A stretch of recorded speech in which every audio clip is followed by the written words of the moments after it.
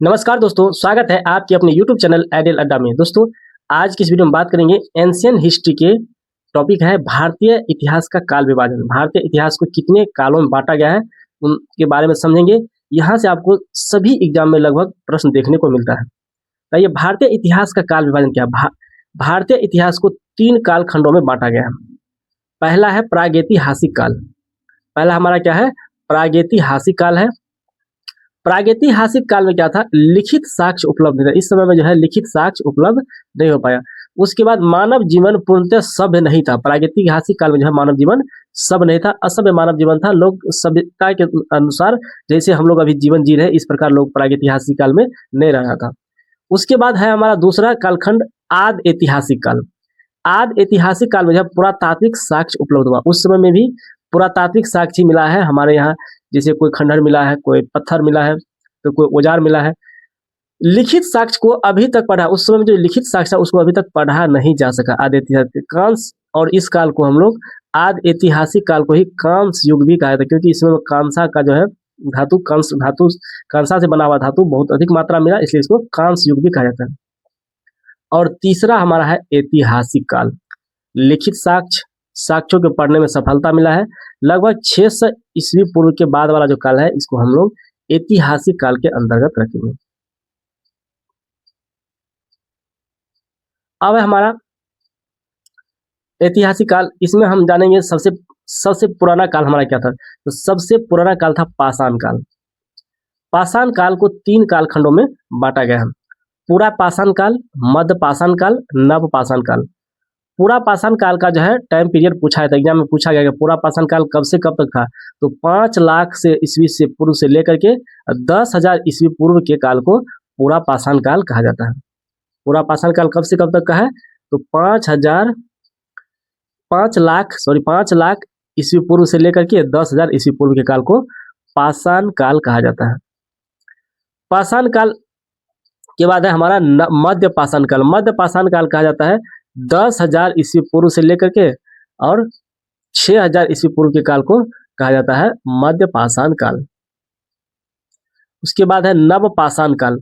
नव पाषाण काल कहा जाता है 6,000 ईस्वी पूर्व से लेकर के 1,000 ईस्वी पूर्व तक के काल को नव पाषाण काल कहा जाता है।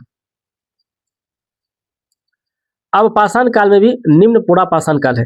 निम्न पुरा पाषाण काल को भी हम लोग किस संस्कृति के नाम से जाते हैं? सल्क संस्कृति। क्वेश्चन यहाँ से पूछा गया है बीपीएससी में कि निम्न पुरा पाषाण काल को किस संस्कृति के नाम से जाना जाता है? तो सल्क संस्कृति।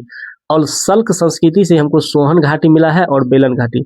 यहाँ से ऑप्शन पूछा गया कि बेलन घाटी किस काल से संबंधित है? तो ये हो जाएगा निम्न पुरा पाषाण काल यानी सल्क संस्कृति से।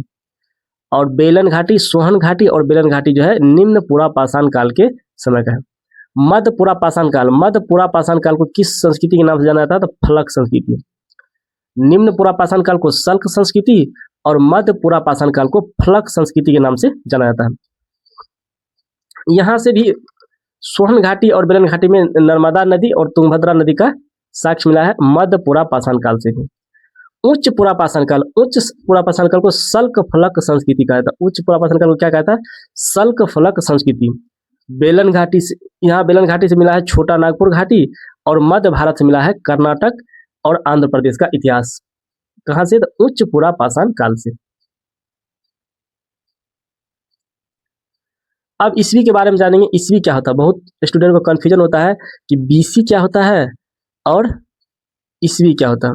तो ईसा मसीह के जन्म से पहले वाला काल को कहते हैं बीसी यानी ईसा पूर्व, before Christ, before the birth of Christ. AD होता है एनो डोमिनी। ईसा मसीह के जन्म के बाद वाला ईस्वी को हम लोग क्या कहते हैं? एनो डोमिनी यानी ईसा ईस्वी। और इससे पहले के काल को कहते हैं BC, before the birth of Christ, BC. अब है पूरा पाषाण काल की अवस्था है। कब से कब तक अवस्था था पूरा पाषाण काल का? तो पूरा पाषाण काल 5 लाख ईस्वी पूर्व से लेकर के 50,000 ईस्वी पूर्व तक। यहाँ से हमको क्या सब मिला है? तो कुल्हाड़ी या हस्त कुठार, हैंड एक्स। यहाँ से पूरा पाषाण काल से क्या मिला है? कुल्हाड़ी मिला है यहाँ से, या हस्त कुठार, हैंड एक्स जिसे कहते हैं। बिदारजी, किलवर और खंडक, चोपर का प्रयोग इस समय में किया जाता था पूरा पाषाण काल में। मध्य पुरापाषाण काल 50,000 ईस्वी पूर्व से लेकर के 40,000 ईस्वी पूर्व के काल को मध्य पुरापाषाण काल कहते हैं। यहाँ से फलक, बेगनी, छेदनी और खुरचनी का प्रयोग मिला है। इस समय में जो है पुरापाषाण का लोग फलक का यूज करता था, बेगनी का यूज करता था, छेदनी का यूज करता था, खुरचनी का प्रयोग जो है इसमें होता था। उत्तर पुरापाषाण काल 40,000 ईस्वी पूर्व से लेकर के 10,000 ईस्वी पूर्व। तो पुरापाषाण को 3 कालखंडों में, पूर्व पुरापाषाण काल, मध्य पुरापाषाण काल और उत्तर पुरापाषाण काल, और तीनों का टाइम पीरियड दिया है। पूर्व पाषाण काल का 5 लाख ईस्वी पूर्व से 50,000 ईस्वी पूर्व, और मध्य पुरापाषाण काल का 50,000 ईस्वी पूर्व से 40,000 ईस्वी पूर्व, उत्तर पुरापाषाण काल का 40,000 ईस्वी पूर्व से 10,000 ईस्वी पूर्व। और यहाँ से क्या मिला है? सल्कों, फलकों, तांबियों और खुरचनों का प्रयोग मिला है उत्तर पाषाण काल से। पूर्व का पाषाणकालीन स्थल, ये स्थल बहुत एग्जाम में पूछा जाता है कि कौन सा स्थल। जैसे पूछा जाएगा सोहन या सोहन उसको कहते हैं, सोअन या सोहन नदी घाटी कहाँ से प्राप्त हुआ था? पंजाब, पाकिस्तान, जो कि पंजाब जो पाकिस्तान क्षेत्र में पड़ता है वहाँ है सोहन नदी घाटी। और इस स्थल से कौन सा स्थल प्राप्त हुआ है? एक स्थल है हमारा नेवासा। नेवासा कहाँ से प्राप्त हुआ है? तो मध्य महाराष्ट्र से। बेलन घाटी के बारे में बीपीएससी में पूछा गया। बेलन घाटी कहाँ से मिला है? मिर्जापुर, उत्तर प्रदेश से। डिंडवाना कहाँ से मिला है? तो राजस्थान से। भीमबेटका कहाँ से मिला है? तो भोपाल, मध्य प्रदेश से। भीमबेटका भी क्वेश्चन पूछा गया है। तो ये सारे पूछा जाएगा कि भीमबेटका कौन सा स्थल है? ये हो जाएगा पुरापाषाण कालीन स्थल, ऐसा भी क्वेश्चन पूछा जाता है।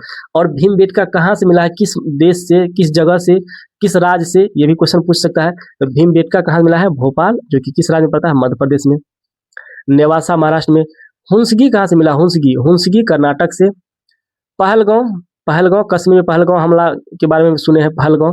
तो पहलगांव कहाँ से मिला है? जम्मू कश्मीर से। पटने, सर्वप्रथम शुतुरमुर्ग के जो है साक्ष्य पटने से मिला, जो कि कहाँ पे है? ये भी महाराष्ट्र में है।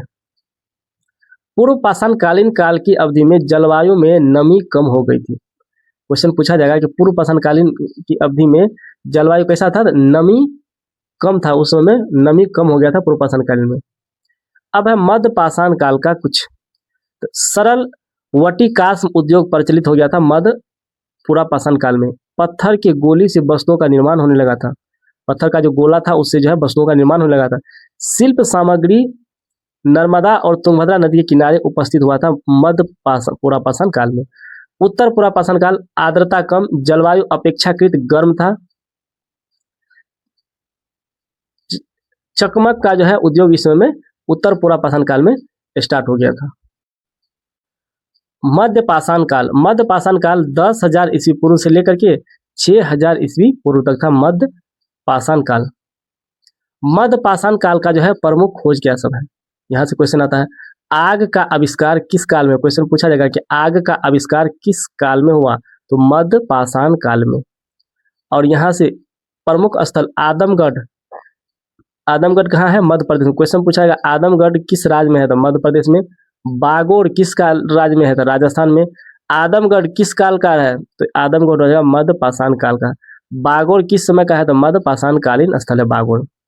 पुरापाषाण युग और नवपाषाण युग के मध्य का संक्रमण काल मुख्यतः आखेटक और पशुपालक था। पुरापाषाण युग और नवपाषाण युग के मध्य का जो संक्रमण काल था, जिसको लोग मध्य पाषाण काल कहते हैं, इस समय लोग आखेटक शिकार खेलते थे, पशुपालन करते थे। गर्म जलवायु के परिणाम स्वरूप वनस्पतियों और जीवों में वृद्धि, अहिंसक वस्तुओं को पालतू बनाया गया। सबसे पहला पालतू पशु कुत्ता। क्वेश्चन ये पूछा जा चुका है कि सबसे पहला पालतू पशु या जानवर कौन है? तो कुत्ता है। पत्थर के बहुत छोटे औजार माइक्रोएथिक्स का प्रयोग होने लगा मध्य पाषाण काल से ही। नवपाषाण काल का टाइम पीरियड क्या है? 6,000 ईस्वी पूर्व से लेकर के 4,000 ईस्वी पूर्व तक के काल को नवपाषाण काल कहते हैं। पशुओं को पालतू बनाने का साक्ष्य नवपाषाण काल से ही मिला है। कृषि के भी साक्ष्य नवपाषाण काल से मिला है। ये भी क्वेश्चन पूछा गया है। सबसे पहले गेहूं और जौ का साक्ष्य कहाँ से मिला? तो मेहरगढ़ से, जो कि नवपाषाण कालीन स्थल है मेहरगढ़। गेहूं, जौ सबसे प्राचीन और कपास की खेती के प्रमाण मेहरगढ़ से मिला है।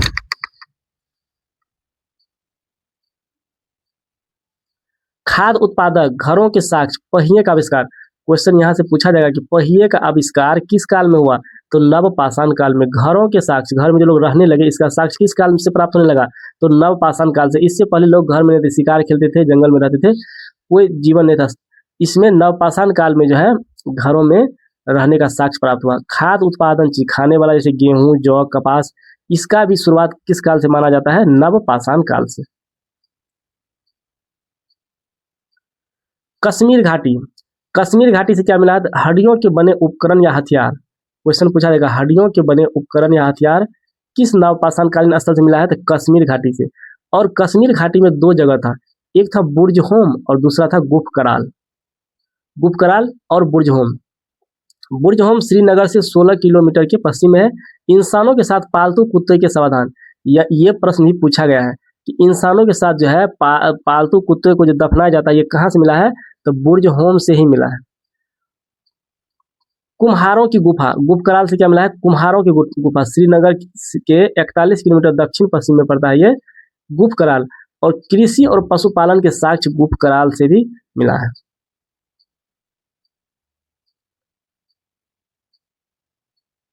नवपाषाण कालीन स्थल, और यहाँ से क्या मिला? बेलन घाटी।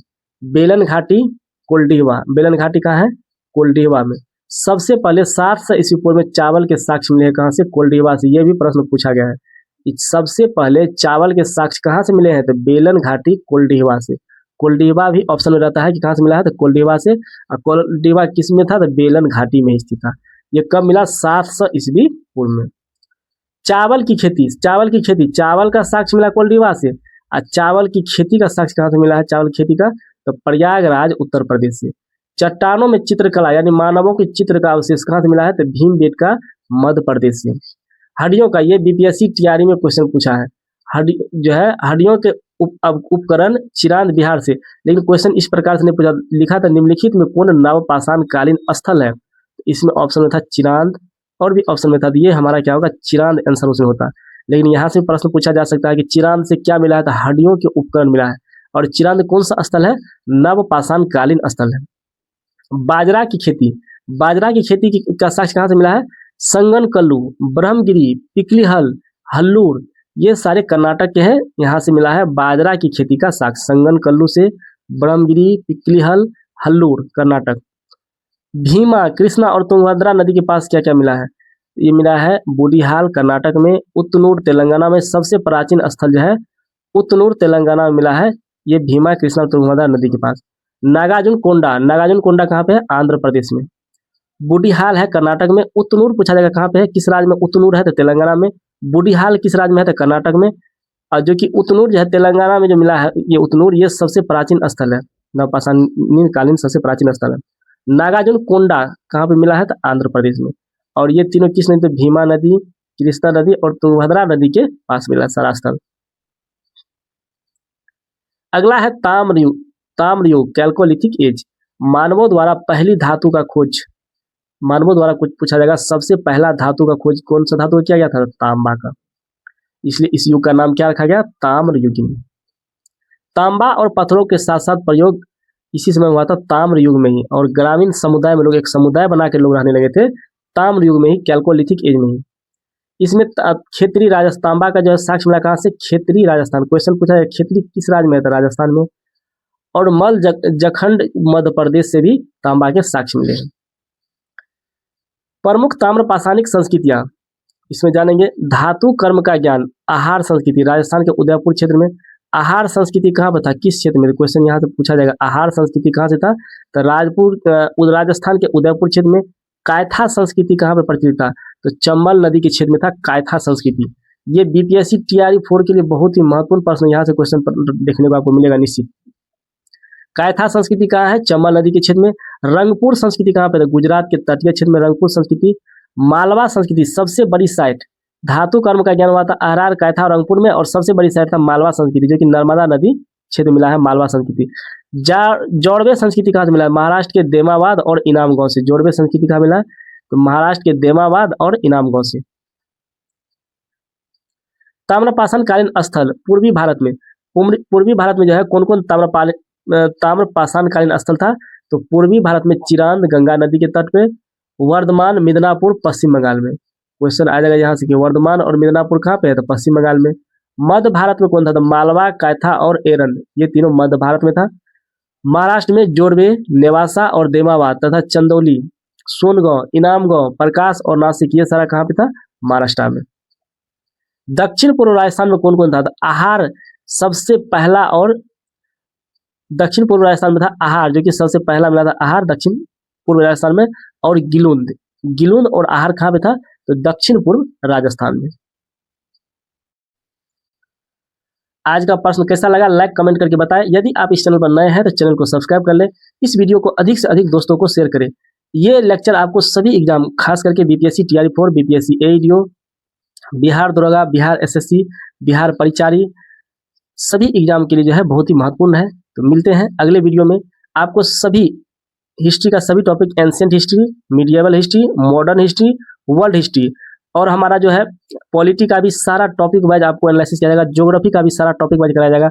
उसके बाद एजुटेरिया, करंट अफेयर्स का सारा टॉपिक, जितना भी एमसीक्यू है, सारा इस चैनल पर आपको कराया जाएगा। तो आप लोग बने रहें। और क्लास 6 से लेकर के क्लास 12 तक जितना भी बुक है हमारा, एनसीईआरटी जो बिहार टेक्स्ट बुक है और एनसीईआरटी दोनों बुक का जो है क्लास 6 से लेकर के 12 तक का सारा एमसीक्यू आपको करवाया जाएगा।